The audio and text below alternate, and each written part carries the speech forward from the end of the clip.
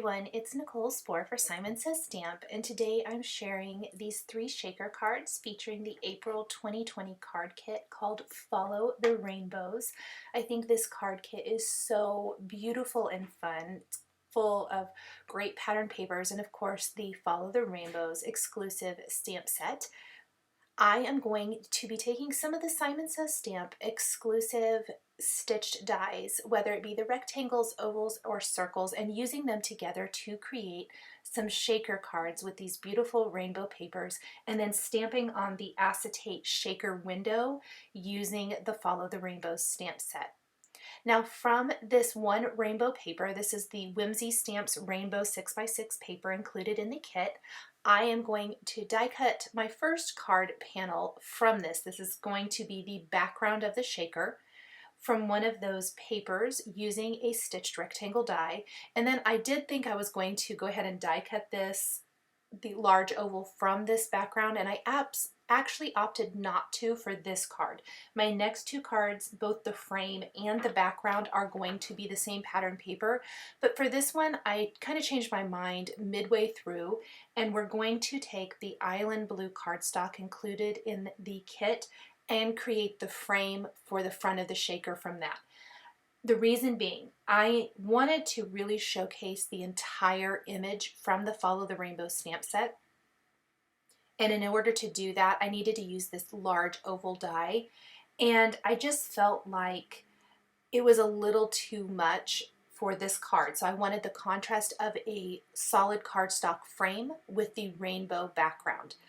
Also, I am going to use that same stitched rectangle and die cut the acetate for my frame from this. You can also just trim this with your paper trimmer if you want to. One of the great things about using the die is it's going to ensure that it's exactly the same size as your frame front, which in this case, since we're using such a large surface area, is going to work really well. We're going to use the beautiful girl with the umbrella image from the Follow the Rainbows stamp set. And I'm also going to use some of the additional raindrops and little rain splatter images from the set. And I'm lining them up using all of my components. I'm going to move my frame out of the way. Out of this Misty, I am using the brand new Hero Arts and My Sweet Petunia black and white Misty for this. Loving the new Misty tools. These are just a brand new release. Absolutely awesome. And then my favorite ink to stamp with on acetate, you're going to want to use a specialty ink like StazOn, but I love the white StazOn on the acetate, and it's really going to pop off of these bright rainbow backgrounds. You can see how crisp and beautiful that image is. You will want to use a cleaner especially formulated for StazOn ink. Simon Says Stamp has a great one, and clean that image off. Now, once I have stamped that image, I'm going to clean it, remove it, line up some sentiments from the Follow the Rainbows stamp set, and I will stamp that next. And I stamped that right over the umbrella for my first card. So this is Friend, You Look Fabulous Even When It's Raining. Great sentiment, probably a great sentiment for right now as well. So very, very simple. We're ready to put the shaker together now, so I'm going to put some double-sided adhesive around the edges of our island blue cardstock frame and attach this to the acetate panel first. This step is going to be the same for all 3 of the cards I am sharing today, no matter what I'm creating the frame out of. And then we'll flip over the frame portion of this and add some foam adhesive. If you didn't want to make this a shaker, you could always just leave this as is at the moment. Because I'm going to be filling our shaker with a sequin mix, and they tend to be a little bit thicker, I like a double layer of foam adhesive. And in order to do that for this card, because the frame is pretty thin, I'm actually using this really thin adhesive and just layering it one on top of another. This was by far the trickiest card. The rest of them I'm going to use Scotch foam adhesive. It's a lot easier to double up than this, but it really just depends on the shaker you're making, what kind of adhesive to use. If you don't want your shaker to be quite as thick, or maybe you're going to use something a little bit thinner as your shaker material, one layer of foam will often work. I'm going around the edge and just framing this out. You want to make sure your foam adhesive is right next to each other so that none of the shaker material escapes when the recipient shakes the card. Now for my shaker mix, I am going to be using this really pretty Little Things paint box mix, which has all the colors of the rainbow and ends up being really great with these pattern papers. And I used probably half of the mix because this is really almost a full panel shaker card. This large rectangle die that I used for the shaker is 4 inches by 5 1/4, so it's slightly smaller than A2 sized. It might even be a tiny bit smaller than that. So it's not going to completely fill the front of the card, which is what I like because I think the cards fit in an envelope much better this way. And then I simply removed my insert from my MISTI, and I am placing my shaker down in here and then taking my pattern paper background, that rainbow striped background, and we're going to line it up with the bottom corner of the MISTI for perfect placement. This is my little hack for lining these up because it can be a little tricky. And then when you flip that over, you have your fantastic shaker. At this point, you can add your shaker to a card front and your card can be all finished. Or I am going to add one extra little step here to add just a little bling, extra than the sequins, just a little something to the card. And that is going to be to the open font in the word friend and then the raindrops. We're going to take some Nuvo Crystal Drops in White Blizzard, which is probably my favorite. It's this iridescent white sparkly liquid, and we are going to paint that on the raindrops and on that friend sentiment.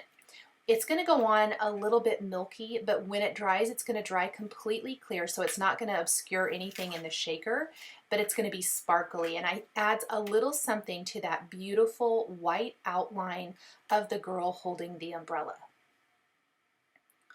And I'm using the tip and just very, very slowly and carefully painting on the liquid right over those letters. And then the raindrops are really little, but the little sparkly raindrops in real life, when you kind of turn the card to the side, are so sparkly and pretty, and it really works nicely in this card design.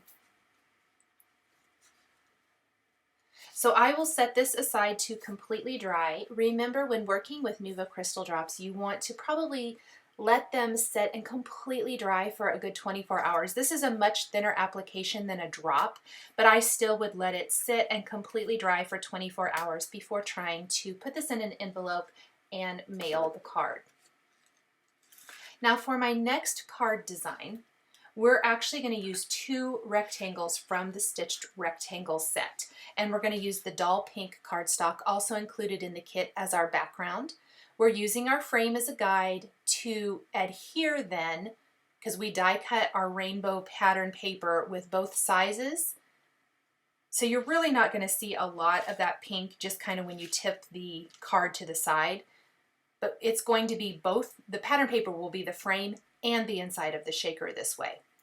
So we've lined it up. Now we're going to line up our acetate panel, and this time, instead of stamping the girl with the umbrella right in the center, I'm going to shift her over to the left, and that's going to free up some space in that lower right corner for our sentiments. We're going to be using thank you and for showering me with kindness. There are so many options that you can mix and match with this stamp set. So you can definitely pick your favorite for whatever occasion you're creating your card for. Some of this image isn't going to be seen, but that's totally fine. I'm mostly losing just kind of a little bit of the umbrella. The umbrella is the main part of, or the biggest part, I guess I should say, of that image. So by just kind of shifting it up and over, you're getting almost everything else and just losing a little of that umbrella, which I don't think takes anything away from the shaker card. We're again using the white Stays On ink to stamp this, and then we're going to line up our sentiments. You can see there's that perfect little corner down there for those.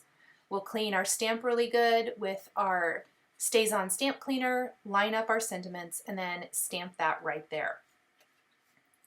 The rest of the assembly of this card is going to be exactly like the first one, where we back this with foam adhesive, fill it with a sequin mix, and then place the backer on here. Now, one big difference is that this border, the frame for the front of our shaker, is much wider than the first one. So the first one I really had to be super careful and piece together that really thin foam adhesive, which it's a little more tedious. This I'm able to use some Scotch foam adhesive that I fold in half to double it up, trim it to size, and then frame out the shaker.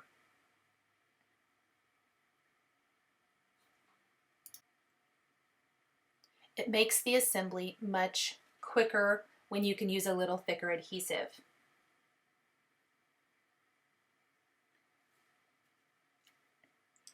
I keep making sure that I'm using the frame when stamping anything so that I keep the sentiment, the image, within the bounds of what's going to be shown on that acetate front part of the card.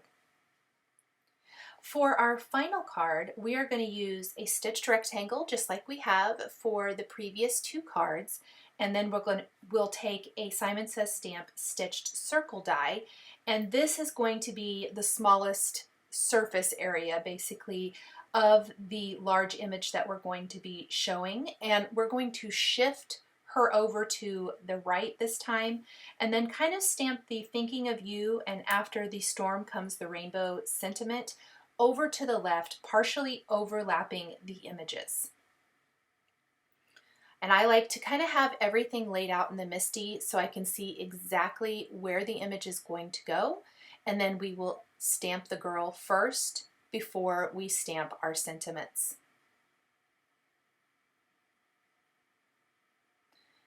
The stamp will often pick up the acetate because it sticks to it. So you want to be really careful that you peel that away cleanly so it doesn't smudge. And also make sure it's lined up perfectly with a corner of the acetate in case you have to re-stamp. For this image, part of the umbrella didn't stamp. I don't know that it would have been seen in the shaker, but I did re-ink it and stamp it so it's a crisp, clean image without any fuss. Using the MISTI makes being able to stamp something that you might have missed very, very easy. I'm going to line up those sentiments now. We'll stamp those, and then we are going to assemble this shaker exactly like the other two.